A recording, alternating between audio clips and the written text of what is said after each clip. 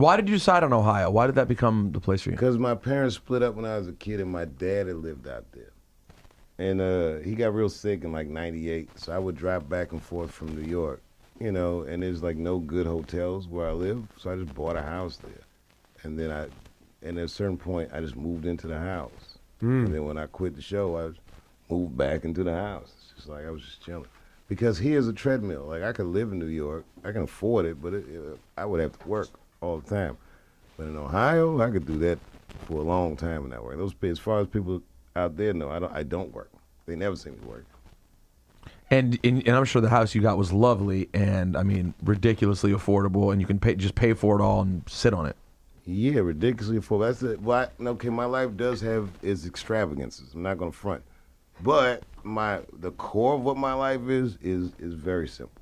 What are the extravagances? I know you do private jet sometimes. Yeah. Or all the time. Yeah, go on jets, and I go to these great fights, and then, sometimes I peacock a little bit and rock some fly stuff, and, I got Peacock, please explain.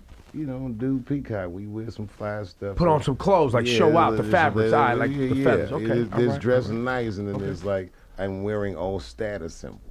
Got it. But you don't do that often, right? Like No. How do you decide when you're going to show out? Boy, that's a good question. I guess I don't know, man. You know why I do it though? So people like me more.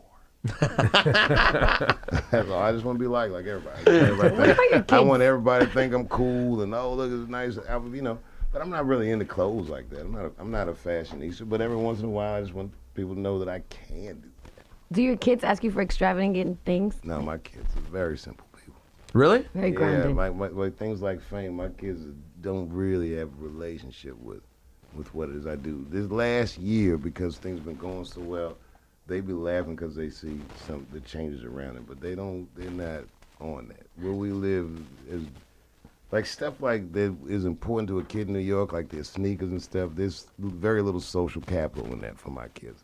So they don't trip on it. Are people used to you out there so like you and your kids can go out without you being mobbed? Well, that's the crazy thing. So I live in the heart of Trump country, and I can move around, man. People are generally nice to me. They stop talk to me all the time, but they're used to me.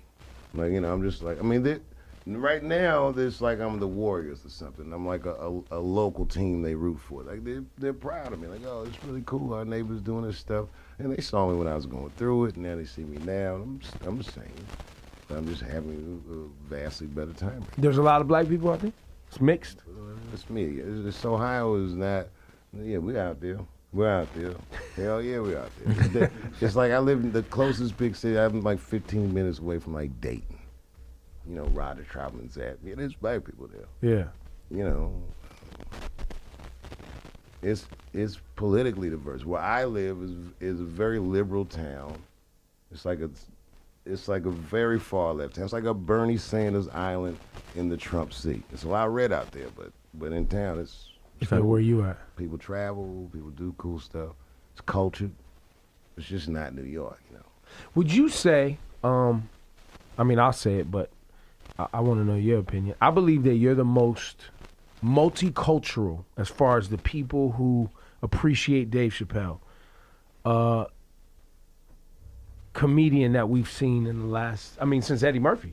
Yeah. Easily, right? Yeah, Eddie's a great example of it also. Totally cross-cultural, yeah. No, I appreciate it, man. You know what? Yeah. Chris Rock too. I would say Chris Rock too, but yeah, I think Chris Rock too. I think that it got. I don't know. My life is diverse.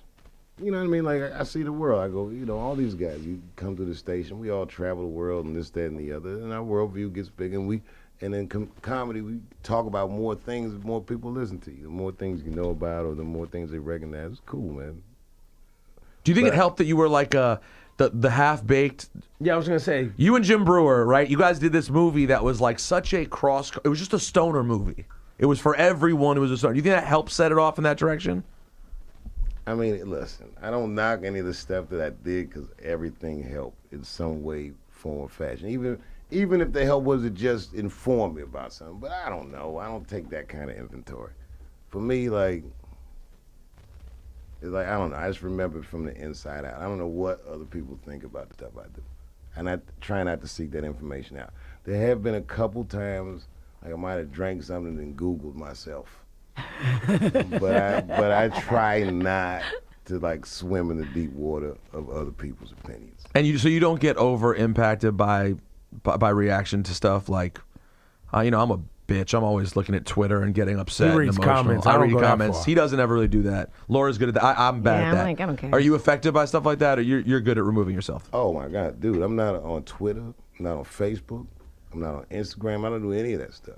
The only way I know about stuff is because everyone else just tells me about it. My wife, if it gets real bad, she'll let me know, like, oh, you should look into this or that. Or that. You might want to research this. Right. There's a lot She'll of people let me- saying, She'll let me know, but for the most part, man, I try not to pay attention to it because you don't want to be careful as a comedian. You know what I mean? I try to keep my business like small enough so it could still be authentic enough.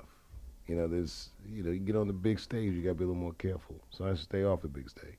Well, while in New York, will you be popping up into any these local comedy clubs? Can't help himself.